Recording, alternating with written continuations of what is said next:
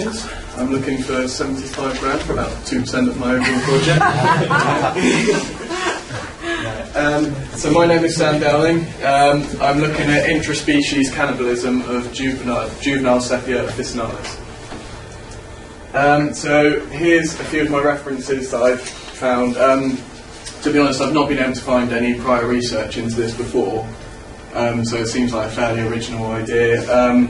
But these are just some that I've been able to find that kind of touched on the fact that there is cannibalism within keeping juvenile Sepia officinalis.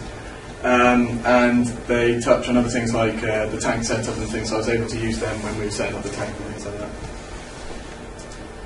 that. So these are the associated bodies that I can get in touch with and are going to help me through it. Planning on getting in touch with the National Marine Aquarium. Hopefully they can send me some stuff that they've got on keeping their juvenile cuttlefish, as well as the Blue Reef Aquarium, who actually donated it for us. So if I can get information from them and incorporate it with my research that I've done, it will just make up more that I can find, because obviously I'm quite limited with, well, we started with 11, we've now got 8, so obviously quite limited on how much I can gather. So we've got a 2-metre tank that we've set up and sorted. It's about 35 parts per thousand for the salinity, which is it's about intermediate on their natural environment. It ranges between 33 and 37 roughly. As I said, 11 went in originally, and they were started on feeding once a day. But towards the end of that week that we started feeding them on once a day, we noticed that when we came in to feed them one morning, the largest of the cuttlefish was acting a bit different. He was staying in his cave, he wasn't chasing the live mysis that we've been feeding them. So upon closer inspection we noticed he had a small cuttlebone in his mouth. So we knew there was something going on there, so it was kind of the start of my project, so it has actually already started, the data gathering. It didn't eat for the rest of that day because we tried feeding it and it just wouldn't eat, so again that night it ate another one of the little tiny ones.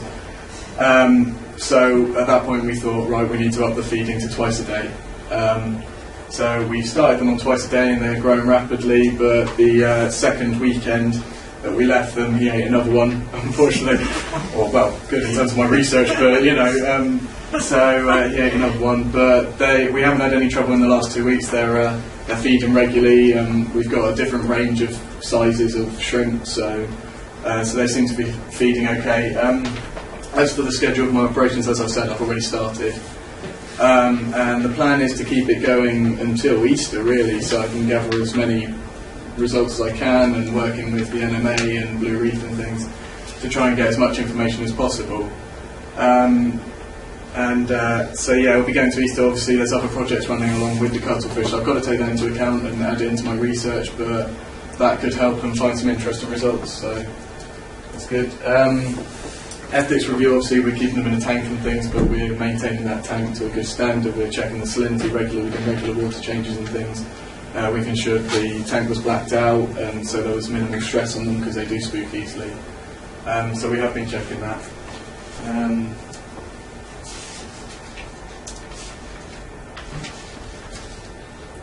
My contingency plan is going to be looking at these fantastic beasts, the mola. Going to be looking at sightings off the coast of Cornwall using research already collected. And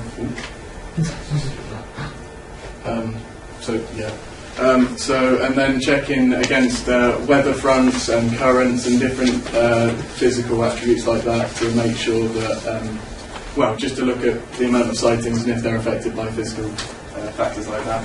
Anyway, thank you for listening. Are there any questions?